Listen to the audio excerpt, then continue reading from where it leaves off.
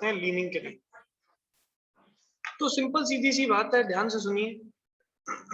Tyres का contact ground के साथ अब थीटा एंगल पे हो रहा है, तो उन पे लगने वाला नॉर्मल रिएक्शन फोर्स भी ग्राउंड से थीटा एंगल पे ही लगेगा। तो यहाँ देखो मैंने नॉर्मल फोर्स जो बनाया है वो किसी थीटा एंगल पे बनाया है।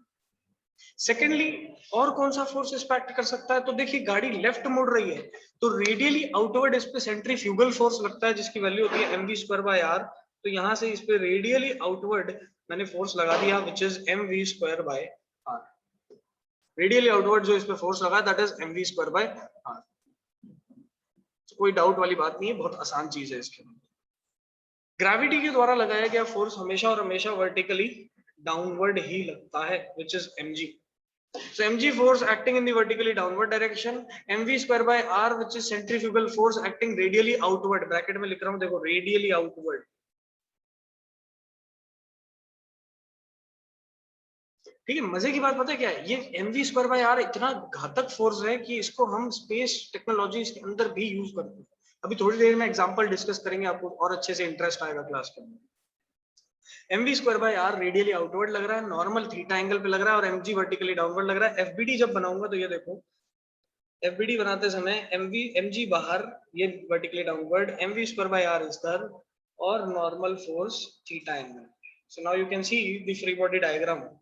चलिए, फ्री बॉडी डायग्राम बनाने के बाद एंगल्स जब मेंशन करूंगा तो ये बना थीटा, और हॉरिजॉन्टल के साथ बना 90 माइनस थीटा। कंपोनेंट क्या आएंगे? तो नॉर्मल का वर्टिकल कंपोनेंट जो बनेगा वो बनेगा n cos थीटा, और नॉर्मल का हॉरिजॉन्टल कंपोनेंट जो बनेगा वो बनेगा n sin थीटा। लॉजिक समझना, ध्यान से देखना। बॉडी अगर डिस्प्लेस नहीं होती अपनी जगह से, हमारे सेफ एग्जीक्यूशन हो जाता है कर्व का, तो हमारी बाइक के अंदर लेटरल डिस्प्लेसमेंट जीरो आया। अगर लेटरल डिस्प्लेसमेंट नहीं आया दैट मींस पार्टिकल इक्विलिब्रियम में है। पार्टिकल अगर इक्विलिब्रियम में है that means n cos theta बराबर किसके होगा? mg के। And similarly n sin theta बराबर किसके होगा? mv स्क्वायर बाय r के। ये दो इक्वेशन कहां से निकल के आ जाती हैं? इक्विलिब्रियम कंडीशन से निकल के आ जाती है। कहां से निकल के आई? इक्विलिब्रियम कंडीशन से निकल के आई। चलिए, बहुत सिंपल सी बात है। n sin थीटा बराबर mv square by r, n cos theta बराबर mg। दोनों इक्वेशंस को मैं डिवाइड कर देता हूं, तो ये बना देखो n sin theta divided by n cos theta is equal to mv square by r mg। देखो m से m कैंसिल हो रहा है, यहां से नॉर्मल कैंसिल हो रहा है। देखो नॉर्मल की जरूरत ही नहीं पड़ी, कैंसिल हो गया। क्या निकला यहां से? tan थीटा की वैल्यू निकली v स्क्वायर बाय rg। और एक कंक्लूजन यहां से निकाला जा सकता है that the angle at which bikes are leaning वो है tan inverse v square by rg। तो अगर कोई भी ड्राइवर है, कोई भी राइडर है, वो अपनी बाइक को लीन करता है, कितने डिग्री के एंगल पे लीन करेगा? That is directly proportional to the velocity. जितनी ज्यादा वेलोसिटी होगी उतना ज्यादा उसको लीन करना पड़ेगा। दिमाग में सवाल आता है कि सर वो लीन कर ही क्यों रहा है? ऐसा क्या जरूरत पड़ गई उसे लीन करने की? वो नॉर्मल भी तो मोड़ सकता था। बेटा, अगर वो नॉर्मल मोड़ता तो mv स्क्वायर बाय r बाहर लगने के कारण उसकी गाड़ी पलटने के चांस रहते हैं, एक्सीडेंट होने के चांस रहते हैं, स्किडिंग होने के चांस रहते हैं। तो स्किडिंग को रोकने के लिए बाइक को थोड़ा सा लीन कर दिया जाता है। ठीक है, थोड़ा सा लीन कर दिया जाता है। लीन करने से होता क्या है? नॉर्मल का जो हॉरिजॉन्टल कंपोनेंट है which is n sin theta, ये अब कैंसिल आउट करने लगता है mv square by r। Normal का हॉरिजॉन्टल कंपोनेंट किसको कैंसिल आउट करने लगता है? mv स्क्वायर बाय r को कैंसिल आउट करने लगता है। एंड जो हमारा कर्व है वो गाड़ियों के लिए, बाइक्स के लिए सेफ हो जाता है। सेफ एग्जीक्यूशन वहां पर कर्व का हो सकता है।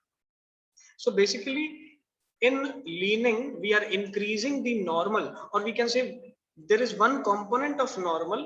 That component is cancelling out the centrifugal force acting on the particle.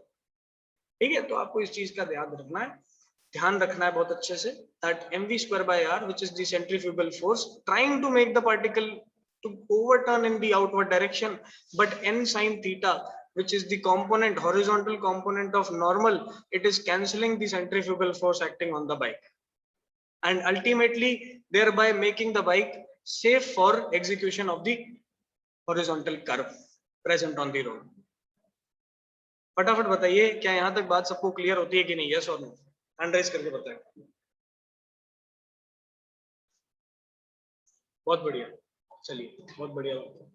ठीक है, तो अच्छा टॉपिक है, एकदम इंटरेस्टिंग टॉपिक है। अब आपको समझ में आ रहा होगा कि हाँ सर हम लोग बाइक चलाते हैं और जब कभी कभार कर्व पे हम मुड़ते हैं तो थोड़ा सा आपको बाइक लीन करनी पड़ती है। क्यों लीन करनी पड़ती है? इसका कारण ये है, बाहर की डायरेक्शन में क्या लग रहा है, mv स्क्वायर बाय आर। ठीक है, अंदर की डायरेक्शन में क्या लगना चाहिए, एन साइन थीटा लगना चाहिए। अब एक चीज ध्यान से देखो, हमने तो डिजाइन लीनिंग जो की वो तो सिर्फ एन साइन थीटा के यूज से कर दी, हमने तो यहाँ पर फ्रिक्शन के इफेक्ट को काउंट ही नहीं किया। लेकिन in reality friction is also acting on the particle, in reality friction is also acting between the contact surface. That means हमने तो सिर्फ n sin थीटा के कंपोनेंट को उठा के कैंसिल आउट कर दिया, लेकिन अल्टीमेटली जब फ्रिक्शन भी एक्ट करेगा तो ओवरऑल गाड़ी क्या हो जाएगी, मेरी सेफ हो जाएगी। ठीक है, ओवरऑल गाड़ी मेरी क्या हो जाएगी, सेफ हो जाएगी, ओवरऑल टर्निंग मेरे लिए सेफ हो जाएगी। तो याद रखना है इस चीज को, गौर से दिमाग में फिट कर लो, बाय हार्ट रट लो कि गाड़ियों में इंक्लाइंड प्लेन पे, बैंकिंग ऑफ रोड्स में जब भी हमें एंगल की बात करनी हो, कभी भी फ्रिक्शन को कंसीडर मत करना, मत करना, मत करना, खत्म बात। फ्रिक्शन सिर्फ फ्री बॉडी डायग्राम्स या क्वेश्चंस में ही हम यूज करेंगे।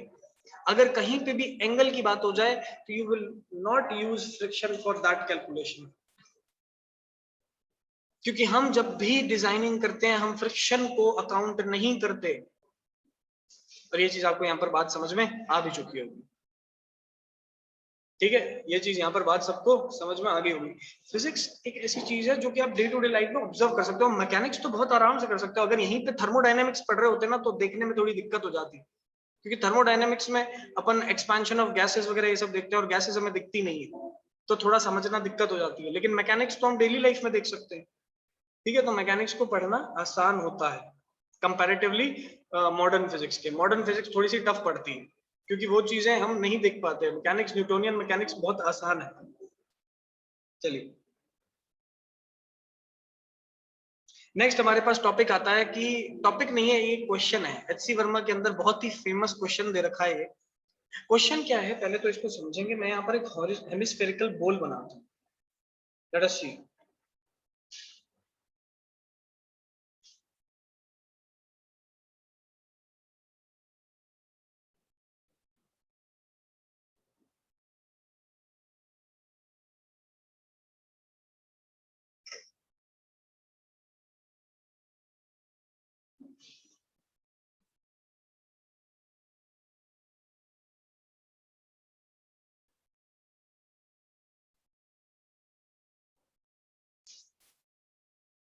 ध्यान से देखेंगे सभी। So you can see I have made a hemispherical बोल। ठीक है, आपको यहाँ पर एक हेमिस्फेरिकल बोल दिख रहा है, कटोरी टाइप की शेप दिख रही है। इस कटोरी के एकदम सेंटर पे, बॉटम मोस्ट पॉइंट पे मैंने एक मार्बल को प्लेस कर रखा है विच इज हैविंग m मास। ठीक है, m मास का मार्बल है। मैंने इस हेमिस्फेरिकल बॉल को अपनी सेंट्रल एक्सिस के अबाउट रोटेट करवाना शुरू कर दिया ओमेगा एंगुलर वेलोसिटी से। सो मैं क्या करता हूँ, ये देखो इसके सेंट्रल एक्सिस के अबाउट इसको ओमेगा एंगुलर वेलोसिटी से रोटेट करवा दिया है। बड़ा इस चीज सबने कभी ना कभी बचपन में जरूर की होगी। आपने एक, अगर नहीं भी की तो घर पे जाओ अभी किचन के अंदर और एक कटोरी लेकर आओ, उस कटोरी के बीच में कोई एक मार्बल टाइप की शेप रख दो या फॉइल से एक गोली बना के ऐसे रख दो और उस कटोरी को ऐसे घुमाना शुरू करो। ठीक है, हॉरिजॉन्टली ओमेगा एंगुलर वेलोसिटी से घुमाना शुरू करो तो आपको ऐसा लगेगा कि जो मार्बल उसके बॉटम मोस्ट पॉइंट पे प्लेस्ड है वो रोटेशन के साथ साथ ऊपर जाने लगा है, कटोरी के वॉल से ऊपर जाने लगा है, बोल के वॉल से ऊपर जाने लगा है। कितने लोग इस चीज को विजुअलाइज कर पा रहे हैं, कितने लोग देख पा रहे हैं, हैंड रेज करके बताइए। ठीक है, विजुअलाइज कर लिया, बहुत अच्छी बात है, बहुत अच्छी बात है। ठीक है, विजुअलाइज कर लिया तो अब समझ में बहुत आसान से आ जाए, कोई दिक्कत वाली बात नहीं। देखिए इसका मतलब जैसे जैसे मैंने हेमिस्फेरिकल बॉल को ऐसे हॉरिजॉन्टली घुमाया होगा तो जो मार्बल है वो भी वॉल के साथ साथ ऐसे घूमता घूमता ऊपर आ जाएगा। और आपने ये भी देखा होगा बच्चे आपने इसमें ये भी देखा होगा कि जब आप ज्यादा तेज इसको घुमाते हैं तो जो मार्बल है वो रोटेट होता होता बॉल से कभी कभार बाहर भी निकल जाता है। ये भी एक चीज आपने कभी ऑब्जर्व की होगी। लेकिन हमें ये केस नहीं दे रखा, हमसे ये पूछा है कि जब मार्बल रोटेट करता हुआ किसी h हाइट पे पहुंचता है, कितनी हाइट पे, h हाइट पे, ध्यान से देखो डायग्राम के अंदर शो होगा यहाँ पर कि कितनी हाइट पे ये पहुंच रहा है। तो यहाँ पर अपन ने ऐसे शो कर दिया, it is coming to h height. ठीक है, h हाइट पे जब ये पहुंचा तो इसकी टेंजेंशियल वेलोसिटी कितनी होगी ये हमसे पूछा जा रहा है। बहुत बेहतरीन सवाल है, ठीक है, बहुत बहुत बहुत बेहतरीन सवाल है, ध्यान से सुनना। एच हाइट पे जब ये पहुंचा तो इसकी टेंजेंशियल वेलोसिटी कितनी होगी वो हमसे पूछी जा रही है। सबसे पहले तो मैं यहाँ पर इसका पाथ आपको दिखाने की कोशिश करता हूँ। सबसे पहले तो हम इसका पाथ दिखाने की कोशिश करेंगे, तो ये जो डॉटेड लाइन मैंने यहाँ पर बनाई है उससे आप इसका पाथ जज कर सकते हो। देखो कैसा पाथ, अगर मैं हेमिस्फेयर का सेंटर देखूं तो यहां दिखेगा, इस हेमिस्फेयर का रेडियस देखें तो कैसा दिखेगा, तो हेमिस्फेयर का जो रेडियस है वो कैपिटल आर है। लेकिन जब ये रोटेट करता है तो इस पे कुछ फोर्सेस लगते हैं, और वो फोर्सेस कहां लगेंगे, तो एक फोर्स लगेगा vertically downward which is mg force, एक फोर्स लगेगा ये लो radially outward which is m v square by r. लेकिन देखो जब मैंने आर रेडियस यूज किया ना तो मैंने कैपिटल आर यूज नहीं किया, हेमिस्फेयर का रेडियस पुट नहीं किया वहां पर, मैंने पुट किया है वहां पर ये वाला रेडियस। मैंने ये वाला रेडियस क्यों पुट किया, मैंने ये जो छोटा सर्कल बना रखा है डॉटेड लाइन से ये वाला ही रेडियस क्यों पुट किया है, हेमिस्फेयर का रेडियस क्यों नहीं पुट किया, क्योंकि बेटा हमेशा पार्टिकल का पाथ देखा जाता है। पार्टिकल का पाथ यहाँ पर छोटा सर्कल दिख रहा है ना कि बड़े वाला सर्कल, छोटे वाले सर्कल का रेडियस तो स्मॉल आ रहा है। अब क्या करना है सर, तो अब आप यहाँ पर कैलकुलेट करके बताओ कि टेंजेंशियल वेलोसिटी कितनी होगी। तो उसके लिए पहले एक और फोर्स यहाँ पर जो लग रहा है उसको मेंशन कर देते हैं, which is the normal force, ये कर दिया। अब ध्यान से देखें और समझें, ये मैंने बनाए यहाँ पर दो परपेंडिकुलर डायरेक्शन, एक पैरेलल टू दी हेमिस्फेरिकल बोल, एक परपेंडिकुलर टू दी हेमिस्फेरिकल बोल।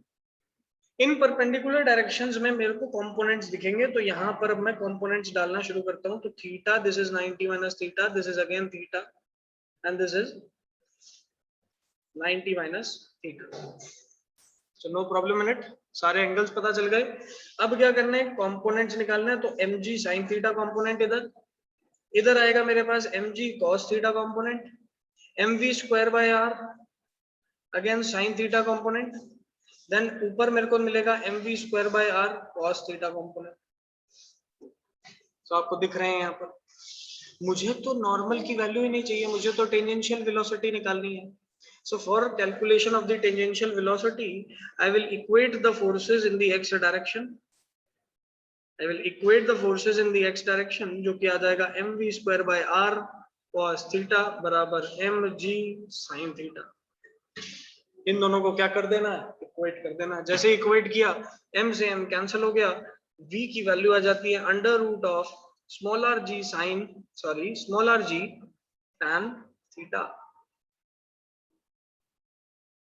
कोई दिक्कत वाली बात नहीं, आसान है, सिंपल है। फ्रिक्शन क्वेश्चन में मेंशन भी नहीं था ना हमने लिया है। अगला पार्ट जो करेंगे ना इसी सेम क्वेश्चन का, तो फ्रिक्शन भी लेंगे, थोड़ा सा सवाल चेंज हो जाएगा वहां पर। लेकिन क्या हमें क्वेश्चन के अंदर स्मॉल आर की वैल्यू प्रोवाइडेड थी क्या, नहीं, ये तो हमने मानी है। हमें तो हेमिस्फेरिकल बॉल प्रोवाइडेड था, उसका रेडियस हमें कैपिटल आर प्रोवाइडेड है। तो अब हम अल्टीमेटली क्या करेंगे, अब हम अल्टीमेटली यहाँ पर ये जो स्मॉल आर है इसको कन्वर्ट करेंगे कैपिटल आर के फॉर्म में, और उसके लिए हम ट्रिग्नोमेट्री वापस से लगाएंगे। ये लोग छोटा सा यहाँ पर एक ट्राइंगल बनता हुआ दिख रहा है, इस ट्राइंगल को देखा तो ये थीटा है, ये 90 है, ये आर है, ये कैपिटल आर है। जब वैल्यूज यहाँ पर पुट की तो small R will be equal to capital R sine theta. उठा के यहाँ पर वैल्यू पुट कर देता हूँ, पुट जैसे कि, तो वेलोसिटी मेरे पास निकल के आती है under root of capital R G sine theta multiplied by tan theta, and this is the answer. अब ये क्वेश्चन है, बहुत मुश्किल नहीं है, ठीक है, लॉजिकल सवाल है, 2 लाइनों में आंसर आता है इसका। लेकिन देखने में इतना भारी भरकम सवाल लगता है, ऐसा लगता है कि सर ये तो सॉल्व हो ही नहीं सकता, कम से कम 4-5 दिन लग जाएंगे इसको सॉल्व करते हुए, ठीक है। लेकिन उतना ही आसान सवाल है, उतना ही आसान सवाल है, मुश्किल कुछ भी नहीं है इसमें। बताइए सभी को हैंड रेज करके क्लियर हुआ कि नहीं हुआ। इसका सेकंड पार्ट देखेंगे जिसमें अभी फ्रिक्शन को इनकॉर्पोरेट करेंगे। यस, फटाफट बताएं सबको क्लियर है कि नहीं।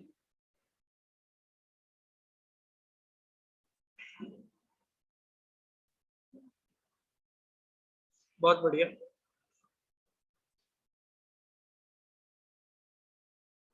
बहुत बढ़िया, वेरी गुड।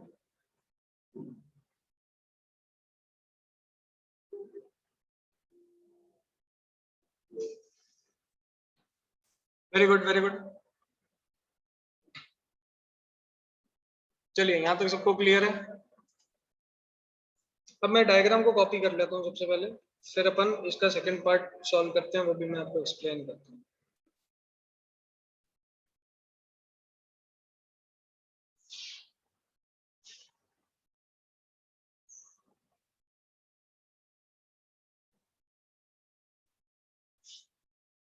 ये बी पार्ट कह रहा है calculate the tangential velocity with the consideration of friction when the coefficient of friction is mu. मतलब इस बार इसने हमें कोफिशिएंट ऑफ फ्रिक्शन भी प्रोवाइड कर दिया, बोला कि फ्रिक्शन के इफेक्ट को नेग्लेक्ट नहीं करना। आप कैलकुलेट करके बताइए यहाँ पर कितने वैल्यू निकल के आ रही है। चलिए कैलकुलेट करके बताते हैं। आइए। So when friction is considered,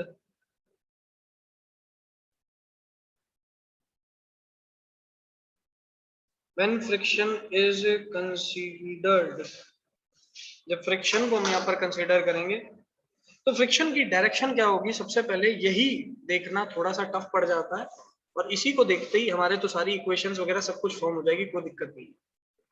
आप ये देखिए, जब बॉल को घुमाया जा रहा था तो मार्बल की टेंडेंसी है टू मूव अप। मार्बल की टेंडेंसी क्या है कि वो ऊपर जाए, वो नीचे ना आए। अब जब मार्बल कोशिश कर रहा है कि वो ऊपर की तरफ निकले, तो फ्रिक्शन ऑब्वियसली उसके रिलेटिव मोशन को रोकने की कोशिश करेगा। So with relative या with reference to the hemispherical ball, the marble is moving upwards. ठीक है, हेमिस्फेरिकल बॉल के रेफरेंस में मार्बल कहाँ जा रहा है, ऊपर जा रहा है। अब मार्बल अगर ऊपर जाएगा तो फ्रिक्शन उसको रोकने की कोशिश करेगा, तो फ्रिक्शन कहाँ लगेगा, इन दी डाउनवर्ड डायरेक्शन। तो ये लो मैं यहाँ पर इसको थोड़े से डार्क कलर से शो करता हूँ। ये देखो, ये फ्रिक्शन लगेगा तो कहाँ लगेगा, डाउनवर्ड डायरेक्शन में लगेगा। सो लॉजिकली देखिए क्या किया मैंने लॉजिकली इस चीज को सोचा। मैंने ये देखा कि अगर मार्बल ऊपर जा रहा है with respect to the hemispherical ball, ठीक है, हमारे हिसाब से तो मार्बल सर्कुलर मोशन में भी है और ट्रांसलेशन में भी है, लेकिन बॉल के हिसाब से तो मार्बल ऊपर ही जा रहा है ना। बॉल के हिसाब से जब मार्बल ऊपर जाने लगा तो फ्रिक्शन कहाँ लगेगा, नीचे लगेगा। ये लो लगेगा। अब दो इक्वेशन बना देंगे। सबसे पहले नॉर्मल को इक्वेट कर देते हैं इन दोनों फोर्सेस से। तो first equation will be normal equal to mg cos theta plus mv square by r sin theta. ये पहली इक्वेशन आ गई। दूसरी इक्वेशन जब बनाएंगे तो वो बनेगी f plus mg sin theta is equal to mv square by r cos theta. I hope आपको यहाँ तक बात समझ में आ रही होगी। In the next line what we will do, हम फ्रिक्शन की जगह लिख सकते हैं mu times normal, and this can be written as mg sin theta, and on the right hand side it will be mv square by r cos theta. So now take the value of normal and put it in the second equation. Normal की value उठाओ, second equation में put करो। क्या equation बनती है मेरे पास बनती है mu times mg cos theta plus mu times mv square by r sin theta plus mg sin theta is equal to mv square by r cos theta. हमारी भरकम सी बन गई इक्वेशन। उतना ही आसान है सॉल्व करना। mv स्क्वायर बाय r वाली term को एक तरफ ले जाओ, mg वाली टर्म को वहीं रहने दो। तो मेरे पास क्या बना, mu mg, sorry mg common ले लो। सबसे पहले mg कॉमन ले लेते हैं। mg कॉमन लिया, अंदर लिखा mu cos theta plus sin theta, बराबर क्या कर देंगे, कॉमन ले लेंगे mv स्क्वायर बाय r, अंदर बचेगा cos theta minus mu sin theta. ठीक है, r जो है यहाँ पर स्मॉल r है, ठीक है, r इज स्मॉल, तो पुट कर देंगे वैल्यूज को जब यहाँ पर स्मॉल r रखेंगे। अब क्या करना है, दोनों तरफ मास से मास कैंसिल हो रहा है, वेलोसिटी की वैल्यू बन रही है स्मॉल r g ब्रैकेट में mu cos theta plus sin theta divided by cos theta minus mu sin theta. और ये पूरा का पूरा कहां चला जाता है, अंडर रूट में। ये पूरा का पूरा कैसे चला गया, अंडर रूट में चला गया। ठीक है, square root.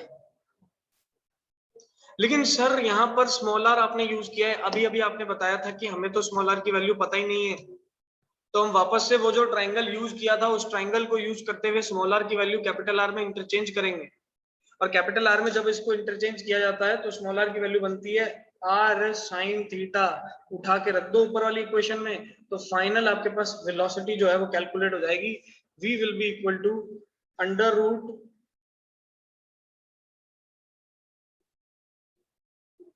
Capital R G sine theta bracket में mu cos theta plus sine theta, बन रहा है भारी भरकम सा सवाल, divided by cos theta minus mu sin theta and this will be the final answer। ये मेरे पास फाइनल आंसर निकल के आ जाता है।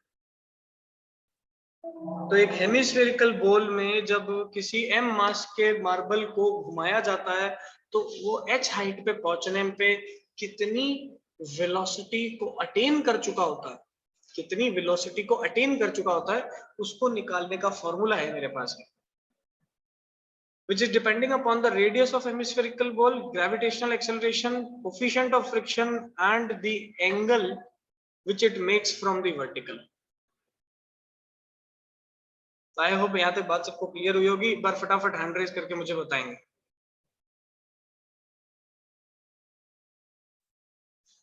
Yes,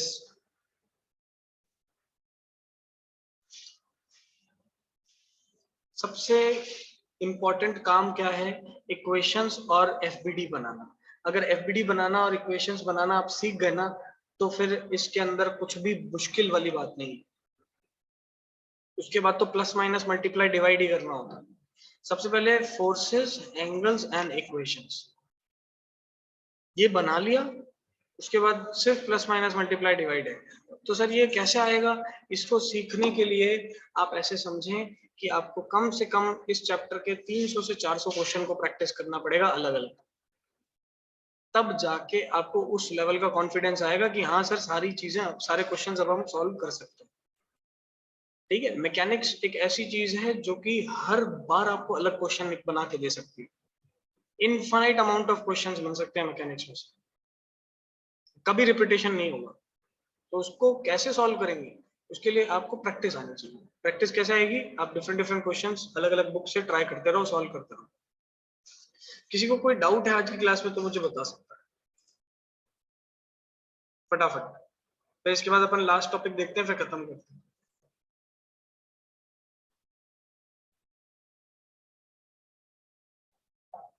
yes everyone, no doubt. चलिए,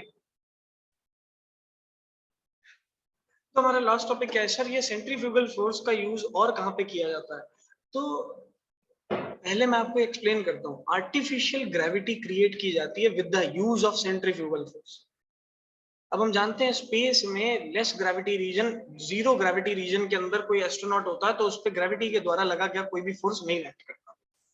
आर्टिफिशियल ग्रेविटी इन स्पेसक्राफ्ट कैसे क्रिएट की जाती है? तो आप क्या करते हैं, अपने स्पेसक्राफ्ट को किसी एक्सिस के अबाउट रोटेट करवाना शुरू कर देते हो किसी एंगुलर वेलोसिटी से। ध्यान से समझना, बहुत ही इंपॉर्टेंट है। फिर एक मूवी भी बताऊंगा, वो देखना घर जाके, उसके अंदर आपको ये चीज देखने को भी मिलेगी। मान लो ये स्पेसक्राफ्ट के अंदर कोई सर्कुलर रूम है और यहाँ पर अंदर एस्ट्रोनॉट्स जो है वो हवा में ऐसे फ्लोट कर रहे हैं। हमने क्या किया, इस सर्कुलर रूम को सेंटर के अबाउट रोटेट करवाना शुरू कर दिया। तो जब मैं सेंटर के अबाउट इस सर्कुलर रूम को रोटेट करवा दूंगा, मुझे पता है जैसे ही रोटेशन स्टार्ट होता है, अंदर नॉन इनर्शियल फ्रेम होने के कारण पार्टिकल्स पे सेंट्रीफ्यूगल फोर्स लगेगा, इनर्शिया होने की वजह से आउटवर्ड डायरेक्शन में। फ्रेम नॉन इनर्शियल है लेकिन इनर्शिया के कारण स्यूडो फोर्स लगता है, ठीक है, और बाहर की डायरेक्शन में सेंट्रीफ्यूगल फोर्स लगेगा। This centrifugal force will make the particle to move in the outward direction। तो जो एस्ट्रोनॉट इस चेंबर के अंदर जीरो ग्रेविटी में था, उस एस्ट्रोनॉट को रोटेशन ऑफ द चेंबर के कारण बाहर की डायरेक्शन में क्या ऑब्जर्व होने लग जाएगा? Centrifugal force. और इस फोर्स के कारण वो टुवर्ड्स द वॉल जाके स्टिक कर जाएगा। अब मैंने सफिशिएंट रोटेशन अगर प्रोवाइड कर दिया, जो कि 9.8 मीटर पर सेकंड स्क्वायर एक्सेलरेशन प्रोवाइड कर दे, जो कि अर्थ प्रोवाइड करती है, अगर मैंने इतना रोटेशन प्रोवाइड कर दिया जो कि अर्थ के इक्विवेलेंट फोर्स लगाना शुरू कर दे, तो मैंने वहां पर क्या क्रिएट कर दी? Artificial gravity. And this concept is known as artificial gravity. ठीक है, आर्टिफिशियल ग्रेविटी या फिर आर्टिफिशियली जब अपन ग्रेविटी के इफेक्ट्स को मिमिक करने की कोशिश करते हैं, तो we are using the concept of centrifugal force. ठीक है, इसको इंटरस्टेलर नाम की एक मूवी है। ठीक है, कौन सी मूवी है? इंटरस्टेलर। ये बहुत अच्छी मूवी है हॉलीवुड की। It is based upon the space exploration and black holes, और इन सब पे बहुत अच्छी स्टोरी है इसके ऊपर। तो मैं रिकमेंड करता हूँ आप लोग जाके देखें, आपको यही सेम आर्टिफिशियल ग्रेविटी वाला कॉन्सेप्ट उसके अंदर देखने को मिलेगा। वो अपने स्पेसशिप को इस तरीके से रोटेट करवाते हैं कि जो रोटेशन है उसके कारण जो सेंट्रीफ्यूगल फोर्स लग रहा है वो ग्रेविटी का काम करने लगता है, और आर्टिफिशियल ग्रेविटी अटेन होने लग जाए इनसाइड ए शिप जो कि रिमोट एरिया में, जो कि अर्थ से बहुत दूर है। ठीक है, फटाफट बताएं सबको ये चीज क्लियर है कि नहीं? Fast. This is the concept to create artificial gravity. Yes everyone, raise your hands.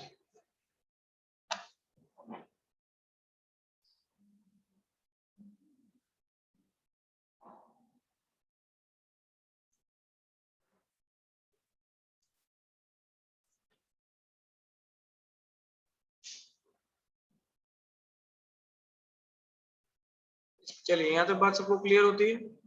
बहुत बढ़िया। तो यहाँ पर हम आज की क्लास को करते हैं खत्म। किसी को कोई डाउट है तो अनम्यूट करके पूछ सकता है मुझसे, भी अनम्यूट फैसिलिटी दे रखी है। Yes, anybody having any doubt?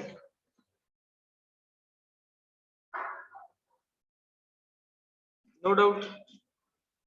बहुत ही बढ़िया बात है तब तो। चलिए फिर आज की क्लास को यहीं पे खत्म करते हैं। All the best.